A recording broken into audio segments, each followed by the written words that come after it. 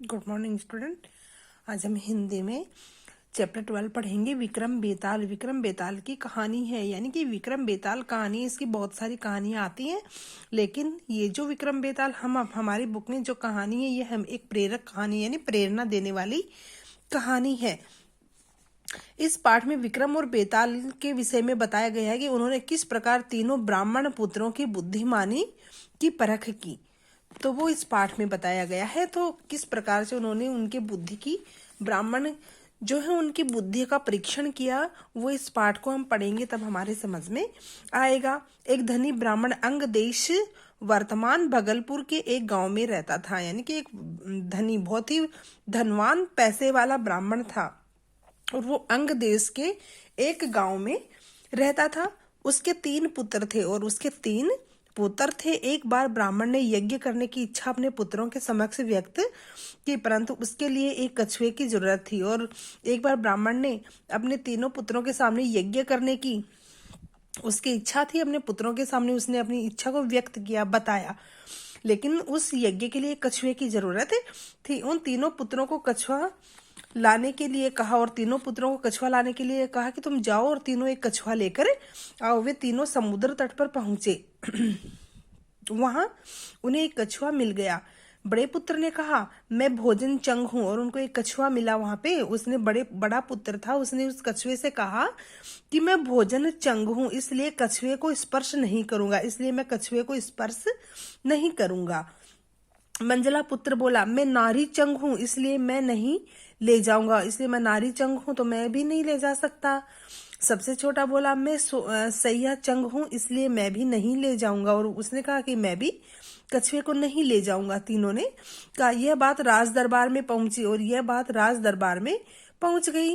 राजा के दरबार में राजा को फैसला करने के लिए कहा गया कि तीनों पुत्रों में से सबसे बड़ा और उच्च कौन है, और कहा कि, और फिर ये बताया गया कि जो तीनों पुत्र हैं इनमें से सबसे बड़ा और सबसे उच्च कौन है, महान कौन है। राजा ने कुछ सोचा और उनकी परीक्षा लेने का निर्णय किया, और राजा ने फिर कुछ सोचा और उनकी बुद्धि का परीक्षण लेने के लिए निर्णय किया।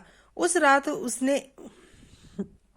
उन्हें महल में ही रुकने के लिए कहा। तीनों के आगे भोजन परोसा गया। भोजन आते ही सबसे बड़ा भाई बोला, मैं ये भोजन नहीं करूंगा, इसमें से मुर्दे की गंध आ रही है। वह उठकर चला गया। राजा ने पता लगाया तो मालूम हुआ कि वह भोजन शमशान के पास वाले खेत के अनाज से बना हुआ था। राजा ने कहा, तुम सचमुच भोजन चंग हो, तुम्हें भोजन की पहचान है। रात के समय राजा ने एक सुंदर स्त्री को मंझले भाई के पास भेजा। जो ही वह वहां पहुंची, तभी मंझले भाई ने कहा, इसे यहाँ से हटाओ, इसके शरीर से बकरी के दूध की गंध आ रही है। राजा को बड़ी हैरानी हुई और जब उसने सच्चाई का पता लगाया तो पता चला कि वह स्त्री बचपन में बकरी का दूध पीकर पली थी। राजा बड़ा खुश हुआ और बोला, तुम सचमुच नारी छंग हो। उसके बाद उसने तीसरे भाई को परख करने के लिए रात को सोने के लिए 7 गद्दों का पलंग बिछा दिया। जैसे ही वह उस पर लेटा तो एकदम चीख कर उठ बैठा। लोगों ने देखा कि उसकी पीठ पर एक लाल रेखा खींची थी। राजा को खबर मिली तो उसने बिछौना उठाकर देखने के लिए कहा। जब बिछौना उठाया गया तो सभी देखकर हैरान रह गए। गद्दे के नीचे एक बाल पड़ा था, उसी से उसकी पीठ पर वह लाल रेखा खींच गई थी। यानी गद्दे बिछा दिए, लेकिन गद्दे के नीचे एक बाल रखा हुआ था, बाल पड़ा था। तो जैसे ही वो सैया चंग सोया उस पे, तो उसकी पीठ पे एक लाल रेखा खींच गई। राजा को बड़ी हैरानी हुई। उसने तीनों को एक एक लाल असरफिया दी। तो अब वे तीनों कछुए को ले जाना भूल गए और वहीं आनंद से रहने लगे।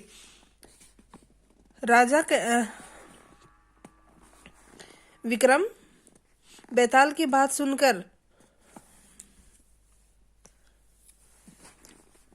इतना कहकर बेताल राजा विक्रम की ओर देखकर बोला, बता राजन, उन तीनों में से सबसे बढ़कर कौन था? विक्रम बेताल की बात सुनकर बोला, मेरे विचार सबसे बढ़कर सैया चंग था, क्योंकि उसकी पीठ पर बाल का निशान दिखाई दे रहा था, जबकि पहले दो भाइयों की बात से कोई प्रत्यक्ष प्रमाण नहीं मिलता। हो सकता है उन्होंने भोजन और स्त्री के बारे में कहीं से पता करवा लिया हो, परंतु सैयाचंद की पीठ पर तो बाल से पड़ा निशान साफ दिख रहा था, इसलिए तीनों में से सबसे बढ़कर सैयाचंद ही था। विक्रम की बात सुनकर बेताल खिलखिलाकर हंसा और उसकी बुद्धिमानी की प्रशंसा करते हुए बोला, सचमुच राजन, तुम बहुत बुद्धिमान और चालाक हो, परंतु अब मैं चला। यह कहकर बेताल फिर से पेड़ पर जाकर लटका और विक्रम फिर उसे लेने चल पड़ा। ये पाठ है, ये आपको पढ़ना है और इसके शब्दार्थ है, ये आपको अपनी फेयर नोटबुक के अंदर करने हैं और इनको लर्न करना है। Thank you.